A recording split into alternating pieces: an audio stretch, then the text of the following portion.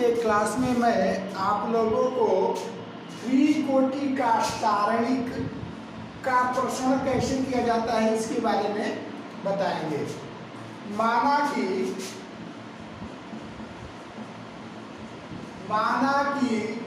3 गुणे 3 कोटि का आव्यूह A बराबर A11 A12 A13 A21 A22 A23 A31 A32 A33। पहले क्या करेंगे, 3 गुणे 3 कोटि का अवयव मान लेंगे, इसी का सारणिक निकालना है, डिटर्मिनेंट ऑफ ए मैट्रिक्स निकालना है। क्या करेंगे, A11 A12 A13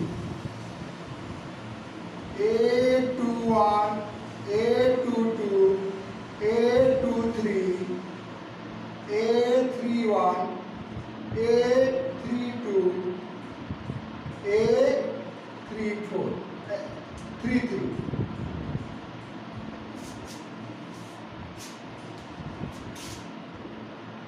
इसके बाद A का प्रसरण करेंगे।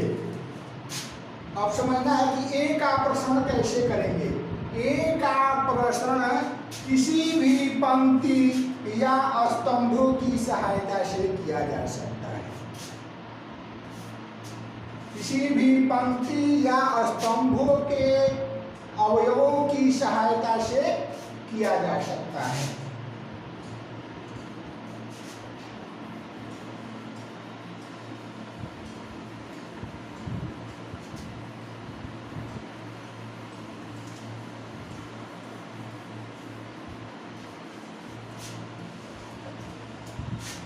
A का प्रसरण किसी भी पंक्ति या स्तंभों की सहायता से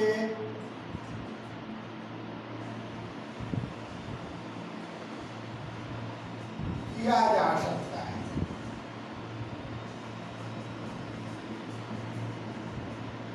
किया जा सकता है।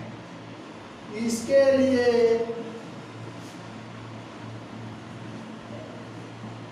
तीन बातों पर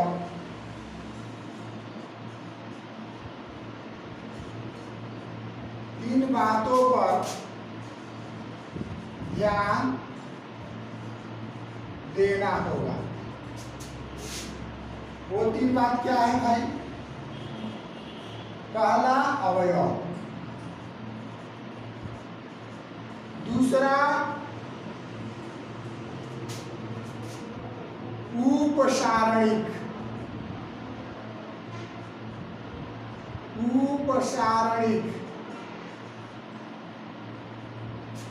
तीसरा चिन्ह,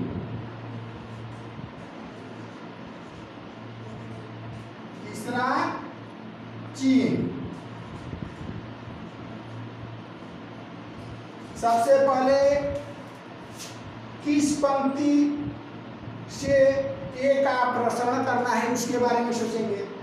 फिर उसके बाद क्या करना है, 3 बातों पर ध्यान देना है। पहला अवयव, यानी मान लीजिए कि पहली पंक्ति के अवयवों की सहायता से ए का प्रसरण करना हो, तो पहली पंक्ति का पहला अवयव कौन है उसके बारे में सोचेंगे। फिर उस पहला अवयव का उपसारणिक क्या है, उस पहला अवयव का चिन्ह क्या है। इन 3 बातों पर हम ध्यान देंगे। अवयव क्या होता है आपको ऑलरेडी मालूम है, तो उपसारणिक क्या होता है उसके बारे में पहले नहीं पता, उपसारणिक।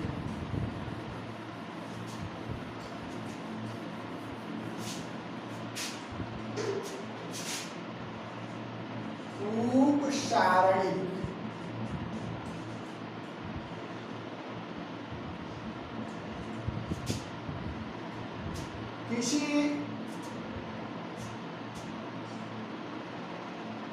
किसी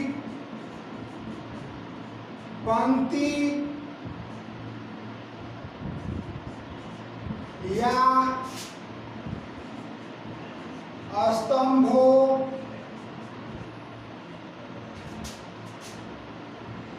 के अवयवों का उपसारणिक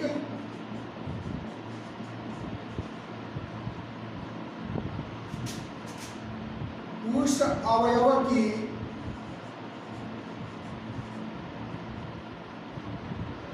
अवयव की पंक्ति या स्तंभों को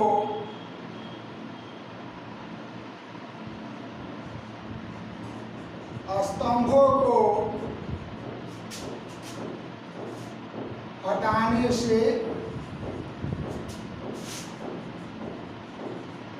प्राप्त होती है। जिस पंक्ति या स्तंभ में वह अवयव होता है।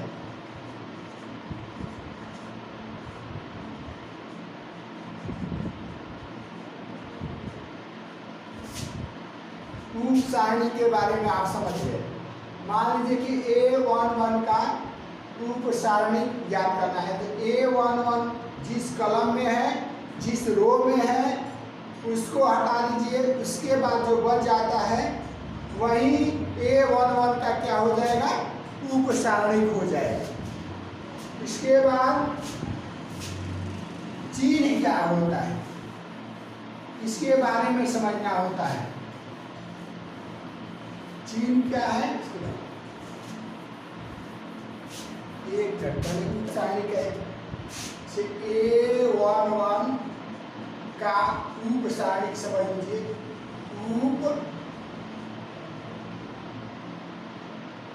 उपसारणिक क्या हो जाएगा, A11 का उपसारणिक ये वाला लिख देते हैं, A12 A13 A21 A22 A23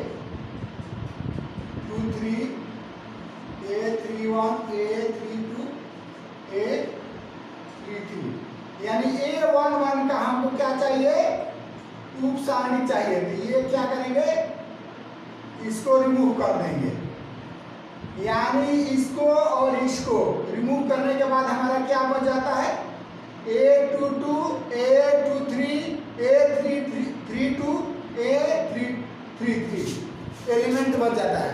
यही A11 का क्या हो जाएगा, A11 का उपसारणिक हो जाएगा। यही आपका A11 का उपसारणिक। अब A11 का चिन्ह क्या होगा, इसके बारे में समझिए। A11 का चिन्ह, A11 का चिन्ह -1 के पावर I प्लस Z सूत्र होता है। -1 के पावर I के जगह 1 है तो 1, J के जगह 1 है तो 1, यानी -1 के पावर 2 यानी +1। अवयव क्या होता है ये आपको ऑलरेडी मालूम है, यानी आपको पहले ही हम बता चुके हैं कि किसी सारणी का प्रसरण किसी भी पंक्ति या स्तंभों के अवयवों की सहायता से किया जा सकता है। यानी किसी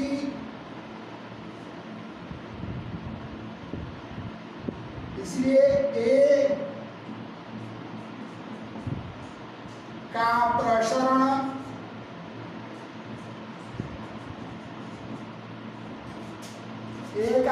कैसे क्या करेंगे?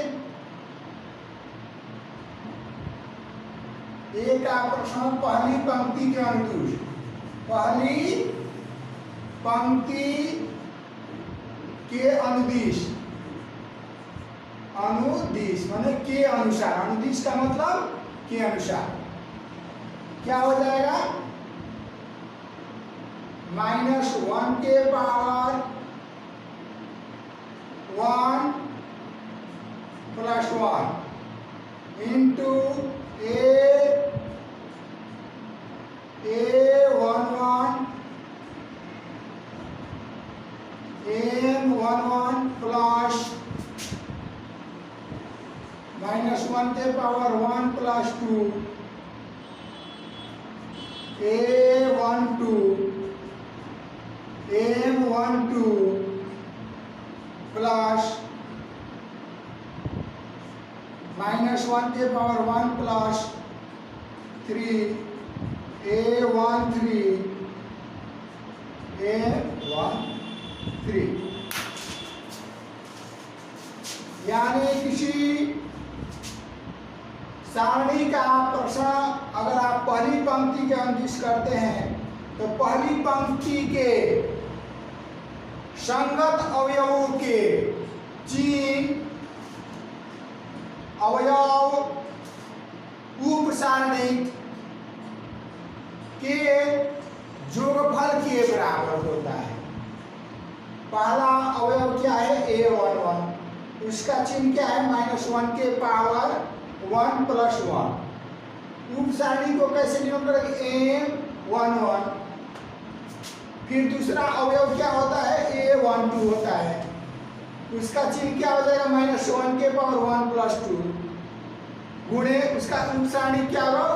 M12 प्लस -1 के पावर 1 + 3।